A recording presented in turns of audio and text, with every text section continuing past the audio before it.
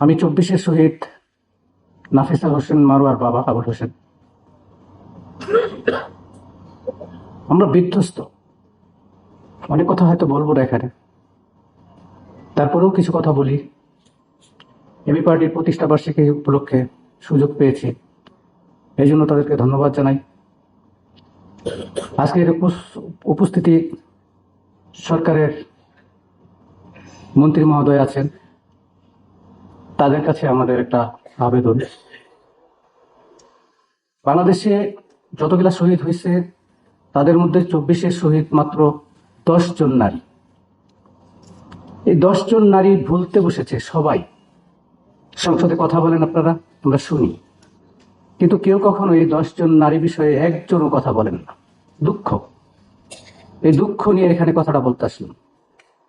অল্প সংখ্যক নারী, এরা হারিয়ে যেতেছে। এই জন্য সব সরকারের যারা মন্ত্রী পর্যায়ের লোক আছেন, এমপি আছেন, এদেরকে হারিয়ে যেতে দিয়েন না। এরা সামনের কাতারে ছিল, পিছনে ছিল না। এরা পিছনে থাকলে হয়তো তারা শহীদ হইতো না, আহতও হইতো না, তারা দৌড়ে চলে যেতে পারত। ফেসিবাদের গুলির সামনে ছিল। সহানুভূতি থাকবেও যে আপনারা যেন তাদের সহানুভূতি দেখাইতে পারেন। সংসদে অন্তত এই 10 জন নারী বিষয়ে একটু আপনারা খেয়াল রাখবেন, তাদের পরিবারের প্রতি খেয়াল রাখবেন।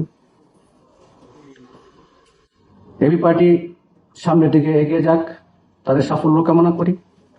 আসসালামু আলাইকুম রহমতুল্লাহ।